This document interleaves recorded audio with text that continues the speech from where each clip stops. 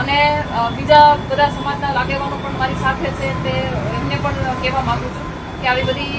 વાતોમાં તમે લોકો આવતા નહીં. જો કે મને ખબર છે, વિશ્વાસ છે કે જે કહેવાય ને સમાજના આગેવાનો હોય, જે સમાજના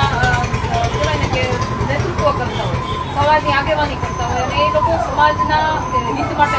વાતો કરતા હોય, હિત માટેની કાર્યવાહી કરતા હોય, એ તમામ લોકો કોઈ દિવસ આવા કોઈ પેલા આવે નહીં, એમાં કોઈ દિવસ ભરમાય નહીં. અને આ કોઈ કહેવાય ને કે એક વાહિયાત વાત હતી, પણ છતાંય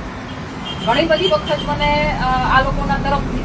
સિવાય આ જે ગુંડા તત્વો છે, જે ગુંડાની અંદર કામ કરી રહ્યા છે, જે આવારા તત્વો છે અને લુખ્ખા તત્વો જે નાની પ્રજાને, સામાન્ય પ્રજાને ધમકાવીને ડરાવીને રાખી રહ્યા છે, એવા